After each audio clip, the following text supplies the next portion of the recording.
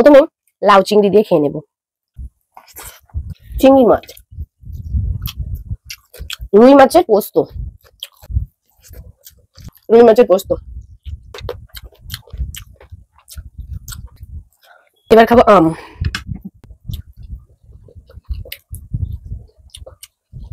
High friends, welcome to my channel foodie Rinku দে।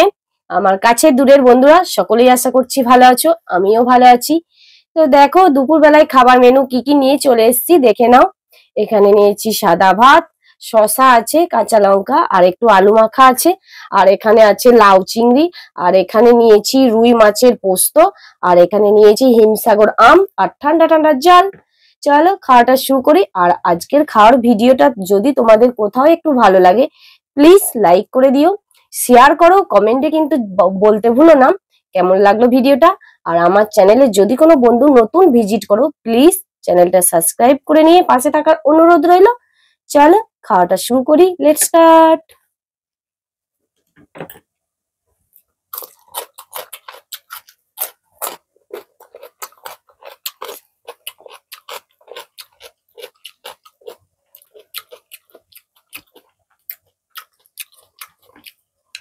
প্রথমে লাউ চিংড়ি দিয়ে খেয়ে নেব।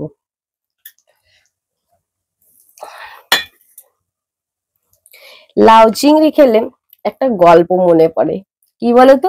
তোমরা বেশি কম সবাই জানো গল্পটা, গোপাল ভাঁড়ের গল্প। তাই না?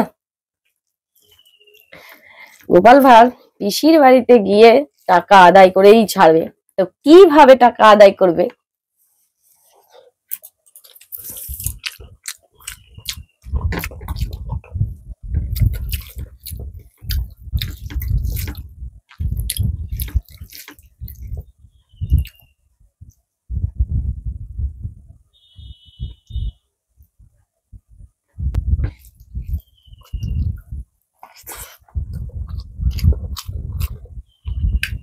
চিংড়ি মাছ,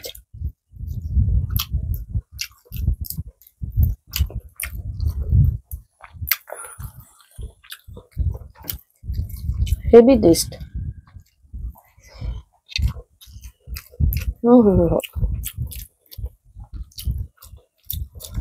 কি বললাম? গোপাল ভাঁড়ের গল্প। তো গোপাল ভাঁড় আর পিসিমা আছে, রাজা কৃষ্ণচন্দ্র বলেছে, গোপাল তুমি যদি তোমার পিসিমার কাছ থেকে পয়সা মানে টাকা পয়সা আদায় করে নিয়ে আসতে পারো তাহলে তোমাকে অনেক মোহর দেবো। আর পিসিমা ছিলেন খুব কিপটে, সেই জন্য গোপাল ভাঁড় তো প্রচুর চালু।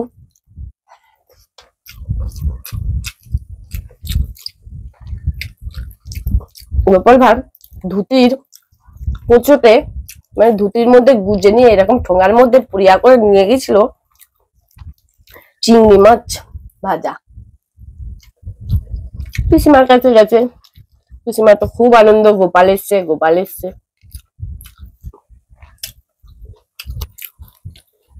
গোপাল বেশ আদর যত্ন খাতির করলো।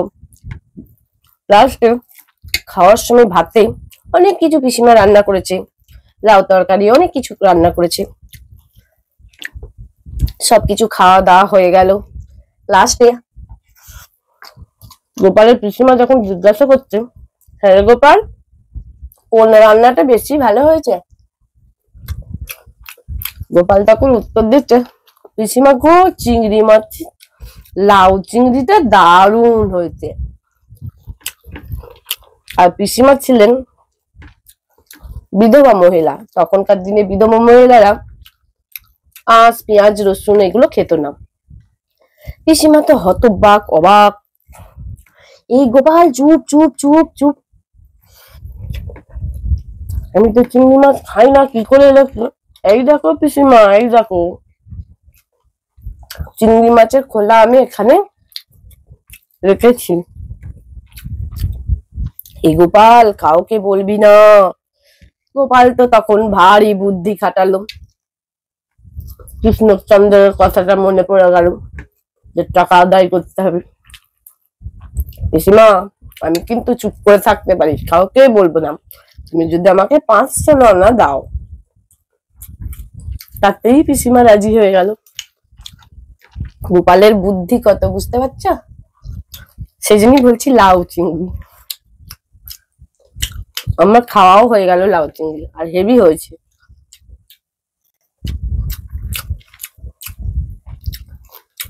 আশা করছি তোমরা অনেকেই গল্পটা জানো, অত আবার শুনেছো, তবুও একবার বলে দিলাম। আর খাওয়াও হয়ে গেল, হেভি লাগলো।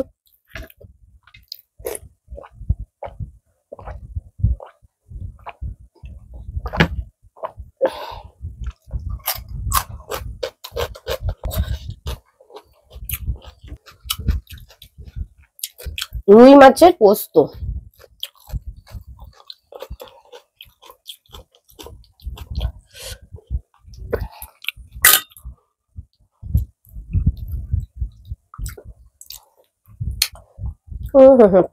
এটা কিন্তু আমি নিরামিষ বানাইনি, মানে নিরামিষ বলতে পেঁয়াজ রসুন দিচ্ছি, শুধু পোস্ত দিয়ে নয়, পেঁয়াজ দিয়ে করেছি। দারুণ টেস্টি টেস্টি।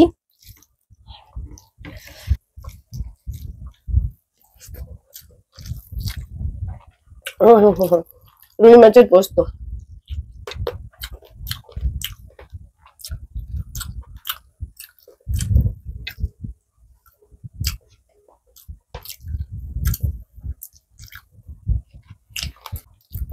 হেভি হয়েছে।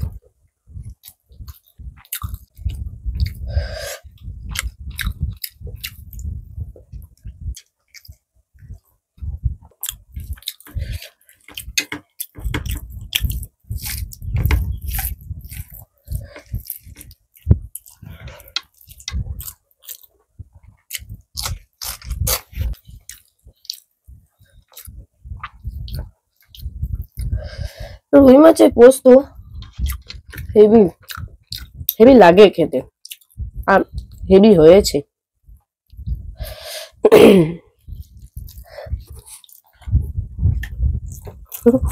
আমি আমার বরকে জিজ্ঞাসা করছি কোনটা বেশি ভালো হয়েছে, লাউ পোস্ত নাকি রুই মাছের, সরি লাউ চিংড়ি নাকি রুই মাছের পোস্ত। বলি দুটোই ভালো হয়েছে। আর আমার ছেলেকে যখন জিজ্ঞাসা করছি, মা রুই মাছের পোস্ত কিন্তু হেভি হয়েছে, কেন বললো বলো তো? যেহেতু চিংড়ি মাছ খায় কিন্তু লাউ খায় না, সেই জন্য বললো লাউ পোস্ত মানে লাউ চিংড়ি ভালো হয়নি, কিন্তু রুই পোস্ত দারুণ হয়েছে।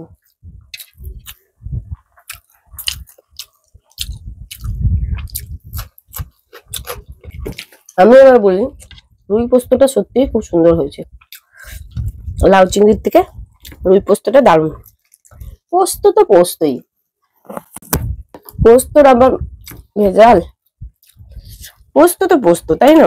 যেমনই হোক না কেন পোস্ত তার একটা আলাদাই স্বাদ। আবার অনেকে পোস্ত খেতেও ভালোবাসে না, কিন্তু আমাদের বাড়িতে পোস্ত খেতে হেভি ভালোবাসে।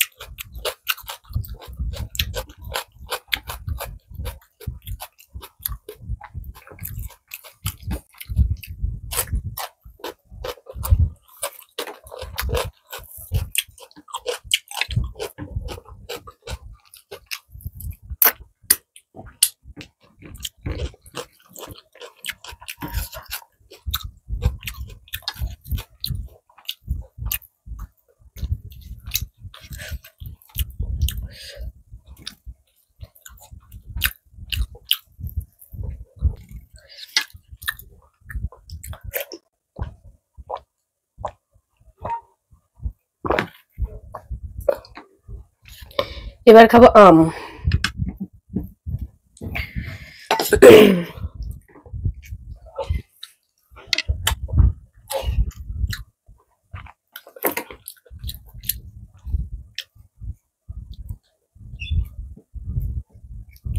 চরম মিষ্টি, হিমসাগর তো হিমসাগর।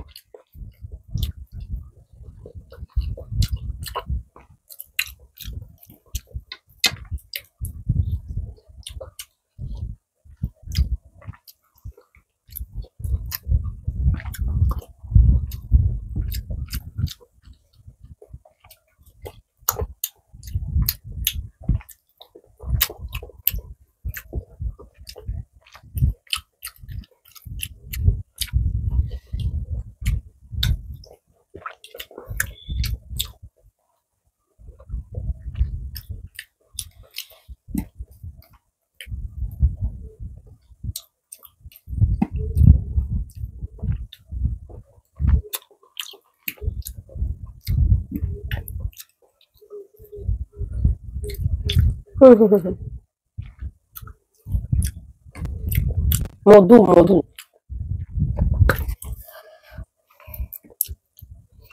তো বন্ধুরা, খাওয়াটা শেষ। এরকম নিত্য নতুন ভিডিও পাওয়ার জন্য পাশে থাকা বেল আইকন অবশ্যই প্রেস করে দেবে, তাহলে আমি যখনই কোনো নতুন নতুন ভিডিও ছাড়ি না কেন তোমাদের কাছে নোটিফিকেশন চলে যাবে। চলো এরকম নতুন নতুন ভিডিও পরের দিন নিয়ে ফিরে আসছি। ততক্ষণে আমার কাছের দূরের বন্ধুরা সকলেই ভালো থেকো, সুস্থ থেকো। আচ্ছা, টাটা।